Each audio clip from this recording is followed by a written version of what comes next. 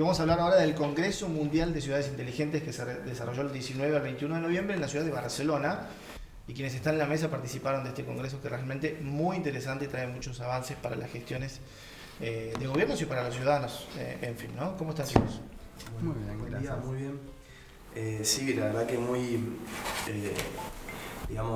primero contentos con la posibilidad de poder participar, porque es también la posibilidad que tenemos de poder acceder a determinada información referida a cómo están trabajando las ciudades de cara a los nuevos desafíos que nos toca vivir a la humanidad, digamos, nos atraviesan a todos, esta cuestión ambiental que cada vez se está poniendo más en la agenda pública, los avances de la tecnología, que como Belén decía, por ejemplo vos te referías a los celulares, y en el año 2000 en el mundo habían 700 millones de celulares, hoy hay 7.000 millones, o sea...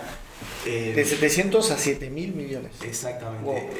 La evolución de la tecnología, las aplicaciones, el cambio de escala de las ciudades fueron creciendo. Hay números que dicen que para el 2050 el 75% de las personas vivirán en ciudades. Entonces, las ciudades se transforman en el gran desafío para poder garantizar calidad de vida, y ahí aparece la tecnología como una herramienta para poder intentar ser esa interfase entre el usuario y la ciudad en búsqueda de esa mejor calidad de vida. ¿Y cómo es que se llega a ese número, no? Sorprende realmente. Es decir, cuál es la tendencia de la gente es tener un celular. Es más, creo que había un cierto número también que en Argentina se duplicaba la cantidad de celulares que había por persona, ¿no? Es increíble. Sí, en realidad tiene que ver también con el consumo y tiene que ver también con alguna de las cosas que venimos un poco a explicar. O sea, el sistema económico, el sistema capitalista de consumo, como lo venimos viendo, viene generando esta idea de este proceso lineal de ir comprando y ir descartando, y va generando esto, ¿no es cierto? Por ejemplo, también otro tema es el tema de la cantidad de automóviles. Sí, claro. Cómo ha incrementado, cómo eso impacta en la movilidad y también impacta en la emisión de gases contaminantes. Por ejemplo, en Estados Unidos, 8 de cada 10 ciudadanos tienen un vehículo. Claro. Y se estima que en los próximos años la mitad de la población de China también tenga un vehículo. Parece poco, pero la población de China es tan elevada que, o sea, son, digamos, desafíos principalmente ambientales que nos obligan a un cambio de paradigma en cuanto a muchas de nuestras actividades. No, y estos números que dicen ustedes, 75% de la población en ciudades, es mucha más gente en lugares que está bien crecieron, pero no sé si hay una capacidad para observarnos a todos. En el 2007 se generó como la ruptura de esa línea entre lo urbano y lo rural. En el 2007 la mayoría de la población comenzó a vivir en ciudades, y son las ciudades... hoy quizás puedan ser un problema o parecieran ser un problema, pero en realidad deben ser o pueden ser una solución, porque justamente es donde uno puede garantizar la mejor calidad de vida y el mejor acceso a partir de que hay una mayor densidad de personas en ese lugar, ¿no es cierto? Imagínate, yo pongo un hospital, un servicio de salud, al haber más personas es más accesible y obviamente genera un impacto mayor en la salud de la comunidad. Entonces, tener ciudades es el desafío de la posible solución en la idea de buscar una calidad de vida. Claramente siempre en equilibrio con lo rural, ¿no? O sea, siempre uno de los temas que nosotros también tocamos es la parte de lo rural, digamos. O sea, la parte rural a nivel globalizado, digo, cómo nosotros, nuestro modo de productivo de nuestro país se sostiene en base a un sistema global. Porque ese es el desafío, digo, de qué manera... No dejar de lado, digamos, porque en Misiones, en este caso, por ejemplo, tenemos gran parte de la producción está en el interior, no está justamente en las urbes, ¿no? Sí. ¿Cómo tener ese doble mensaje, digamos? Si bien en la ciudad encontrás todo, tenés todas las soluciones, pero...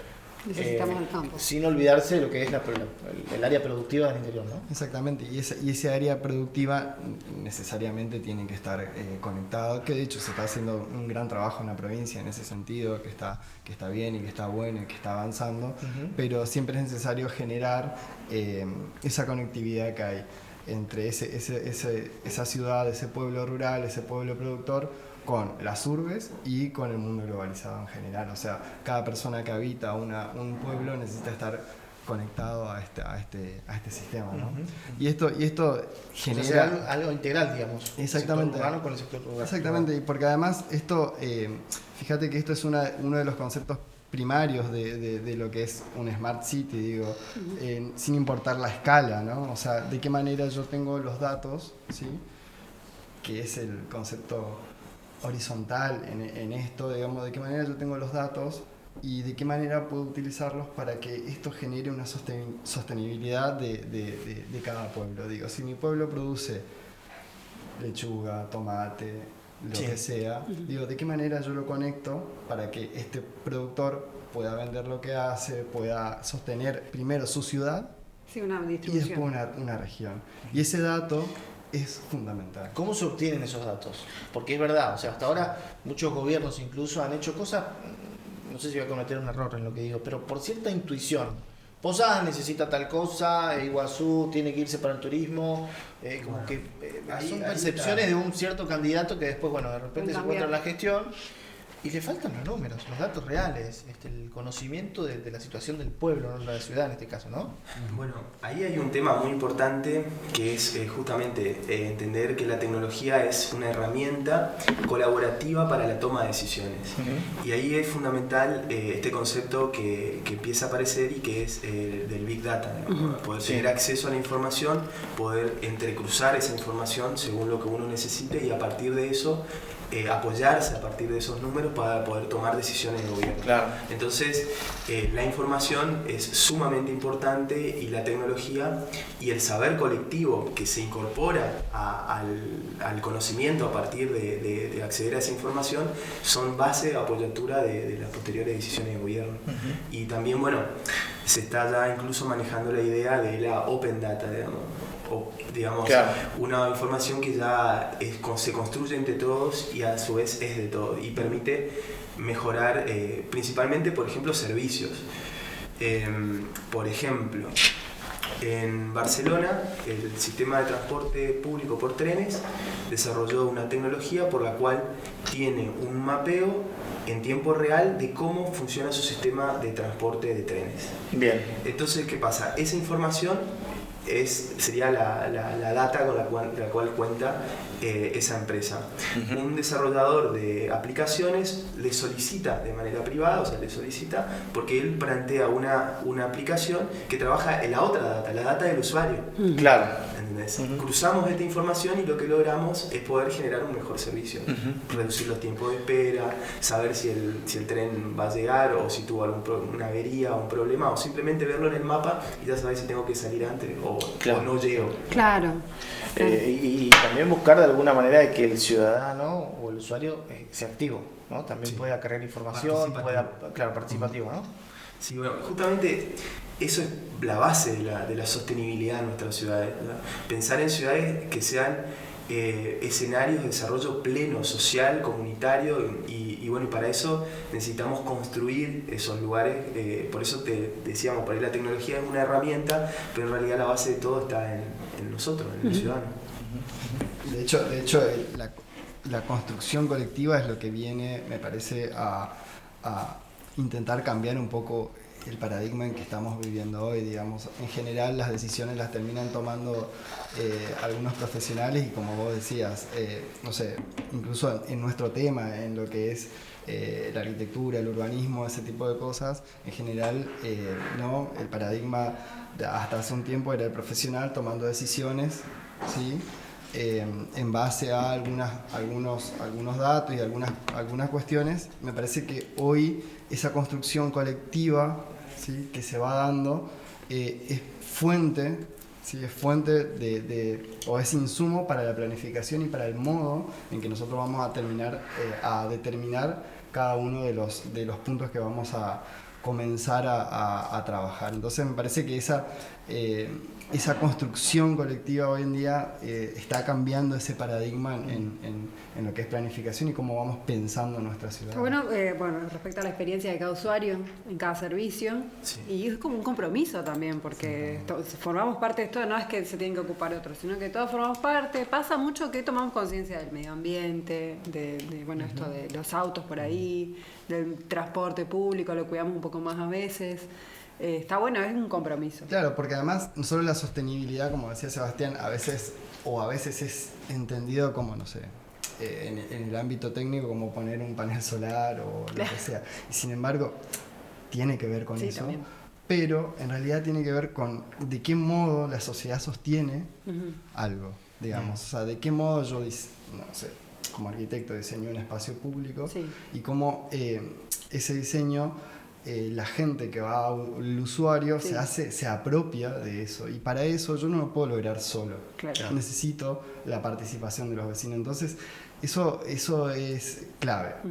Pero un ejemplo de lo que pasa o de lo que se podría decir una ciudad que hoy está como en punta diciendo en lo que es sostenibilidad, que es Viena. Viena tiene un trabajo integral en ese sentido, ¿sí? O sea, por ejemplo, desde el uso de paneles solares en los edificios, desde la regulación de la eficiencia, ¿sí? de cada uno de esos edificios,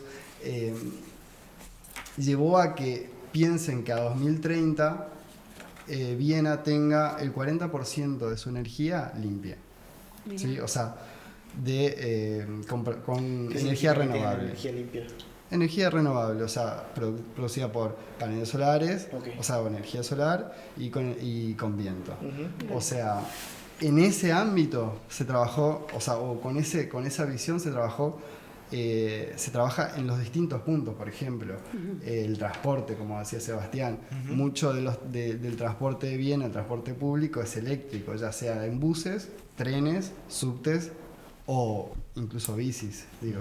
Se trabaja como conceptos muy íntegros, ¿sí? En donde si yo voy tomando, que también es la base del Smart City, es un enfoque holístico.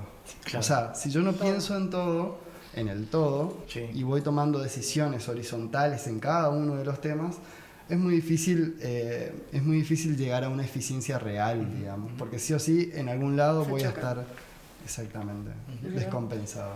Sí, está muy bien eso lo que decía en relación a la visión holística y a la visión de que todo tiene que ver con todo y es también un conocimiento que se está construyendo, digamos. En el caso o sea, hablaba de la movilidad eléctrica, eso es, o sea, avanzar hacia el uso de energía limpia, debe ser, o sea, es un gran desafío. Un 40%, tener una matriz de 40% es muchísimo. Sí, claro. A nivel global. Pensá que hace algunos años se firmó en Europa una agenda que decía, bueno, 20-20-20, en los cuales los países se comprometían o intentaban buscar que el 20% de la energía que ellos consuman sean renovables. O sea, Viena está duplicando ese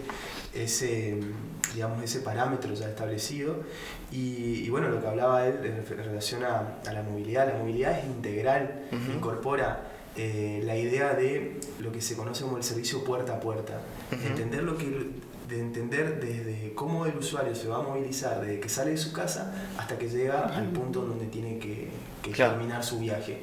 Y entonces acompañar a ese usuario a través de un sistema que es multimodal, que le va generando diferentes opciones para que y a su vez esas opciones van haciendo eficiente el recurso energético para garantizar la movilidad.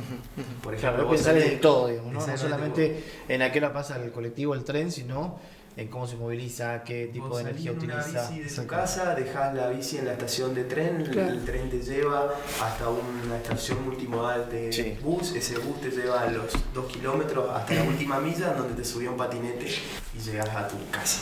Ajá. Y en tu casa tenés en tu oficina tenés paneles sociales, tenés paneles solares, tenés otro tipo de energía. Es una visión integral. Ahora, ¿cómo se empieza a aplicar realmente esto? Primero, ¿cómo se traslada hacia la gestión? Porque lo que deben aplicar seguramente deben ser organismos de gobierno, con diferentes acuerdos, con distintos prestadores y demás, pero digo, el que lo aplica, el que lo lleva a cabo es sí o sí un organismo de gobierno.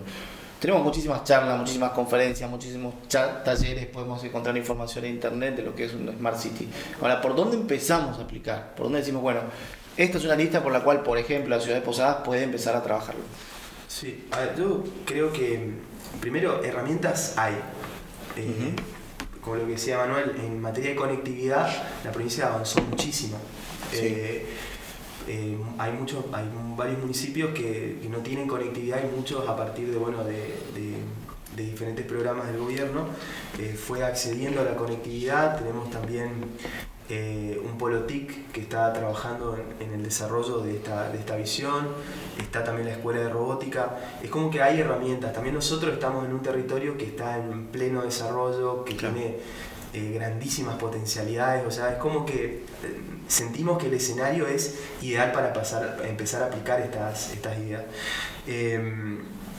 Lo necesario es siempre la decisión política de hacerlo, de incorporar esta visión a la agenda pública, de entender cuáles serían las políticas que apunten y busquen un desarrollo sostenible para la provincia, o sea, un desarrollo económico que permita el crecimiento, pero a su vez que mantenga un respeto a los recursos naturales y a la naturaleza y al ambiente.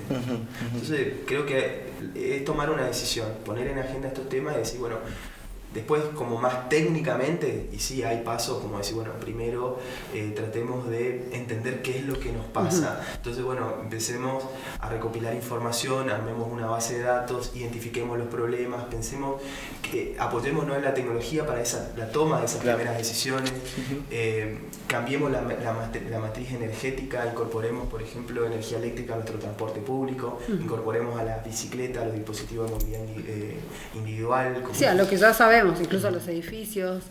Sí, en ese sentido es tomar una decisión y bueno, empezar a hacer las acciones concretas que implica eso. Ustedes hablan bien, para el 2030 tienen pensado esto de la energía limpia. Sí. A 2030 parece re poco tiempo. Antes hablábamos de, no sé, 2020 y parecía re lejos. Hoy 2030 es re poco tiempo para Viena. Para nosotros estamos a tiempo de tomar decisiones ahora porque pocos años cambian muchísimo, nos pasa en la región. Bueno, sé que hay dos cosas. Primero, en relación a lo que decías de Viena, te doy otro ejemplo que es Ámsterdam. Para el 2027, Ámsterdam tiene como proyecto cambiar todo su parque automotor y transferirlo a energía eléctrica. O sea, no hay autos a combustión. Es difícil ver una estación de servicio para cargar combustible. Entonces, bueno, es como que la agenda se va achicando, en muchos países va. Pero yo creo que nunca es tarde, o sea, todo lo contrario. Tenemos que simplemente, por eso también hablábamos de que hay una conciencia social en general que yo veo que está cambiando y que bueno, que hay que aprovechar esa energía y empezar a tomar las decisiones. Lo de Viena nos vendría bárbaro, lo de Ámsterdam nos vendría bárbaro, la verdad que subió el combustible de vuelta al fin de semana. Ahora también está esa sensación de que uno de esto ya no se puede correr, ¿no? Como que no lo podemos dejar de lado. O nos lleva por delante, como a veces pasa, o nos ocupamos, ¿no? Agarramos el circuito, bueno, esto es Posadas, esto es El Dorado, bueno, empezamos por ahí y empezamos a hacer acciones ya directamente, ¿no? Bueno, sí, un poco la cuestión esta de incluso nuestra, de ir a ver de qué modo se está trabajando, digamos, tiene que ver con eso. O sea, tiene que ver con que no nos podemos seguir escapando, tiene que ver con que vivimos en un medio local, ¿no? Digo, esta es nuestra provincia, esta es nuestra región, pero no podemos estar desconectados. O sea, las cosas van a pasar igual. Claro. Y los tiempos históricos no pasan como hace 200 años claro, atrás. va todo más rápido. Va todo mucho más rápido. Entonces, si nosotros hoy no comenzamos a trabajar en este tema o en estos temas, nos vamos a ver sumamente obligados a hacerlo, de algún modo. Sí, porque eso... Sí, o por la fuerza o... No, y además que hay capacidad, porque eso también es importante. Ese es hay el conocimiento, punto. Se puede hacer. Ese es el punto, que nosotros tenemos todas esas potencialidades como provincia. Nuestro territorio es sumamente... tiene una escala muy trabajable, digo, o sea, tenemos la capacidad de gobernar todo el territorio porque no es provincia de Buenos Aires. Claro, digo, claro. ¿no? Sí, sí, sí. Digo, es un territorio muy amable en ese sentido, además de todas las potencialidades que decía Sebastián, digo, la naturaleza, el turismo y todo lo que ven los ríos, digo, hay muchos recursos, ¿sí? que hacen de nuestra provincia sumamente especial, sumamente y con mucha potencialidad de trabajar estos temas. Además de que ya se vienen, como decía, trabajando en cosas, digamos. Sí, bueno. te doy un dato. Sí. Vos decías esto, cómo va avanzando tan rápido. Una de los paneles en los cuales participamos es referido a movilidad. Y bueno, en el panel se terminaba diciendo que en los próximos 10 años el transporte va a avanzar más que en los anteriores 100. Un montón. O sea, Claro. y también decía, el que hablaba de esto era el gerente del Servicio de Transporte Público de Cataluña, y decía él que antes, para, por ejemplo, hacer el anuncio de una tecnología, ellos armaban un acto público, convocaban a los medios de comunicación y presentaban, por ejemplo, esta aplicación para el transporte público. Hoy ya les parece como una tontería, porque lo que puedan presentar a los 2 meses quizás ya surja una tecnología que sea más superadora y más innovadora, deje obsoleta esto. Entonces las cosas van cambiando tan rápido, Sí. como decís vos, o comenzamos a trabajar en esto, o bueno, en algún momento nos va a llegar porque los recursos se van a ir agotando, porque Claro. la economía va a ir cambiando también su enfoque. Porque además nosotros con el uso como que le damos también cierta entidad. Es decir, hoy queremos que todo se resuelva a través del WhatsApp. Una compra, un mensaje con un amigo, una cena, che, no te olvides de tal cosa. Es como que todo es mucho más práctico, ¿no? Hay cierta Sí, necesidad sí. de empezar a resolver las Rapidez, cosas. de velocidad, de Exacto, ahora. la inmediatez, ¿no? Sí. Totalmente. Bueno, chicos, éxitos. ¿Qué Gracias. queda por delante ahora? Reunirse, empezar a gestionar algunas cosas. Sí, una de las cuestiones también importantes es que pudimos, en la Expo participan países y participan empresas. Sí. Nosotros, digamos, tuvimos la oportunidad de participar de varias presentaciones y generar contactos que, bueno, nos permitan también trabajar en convenios en futuro para el desarrollo de estas políticas. Así que, bueno, la verdad nos volvimos por ahí con una expectativa muy, muy alta y con muchas energías para empezar a aplicar esto en la provincia, que se puede, digamos, se puede. Y son por ahí pequeñas cosas, es más que nada tomar la decisión de Bien, empezar. ahí estaremos entonces. Sí, con los Smart Youngs. Sí. Emanuel y Sebastián han sido muy amables. Muchas gracias. Muchas gracias a Gracias, ustedes. chicos.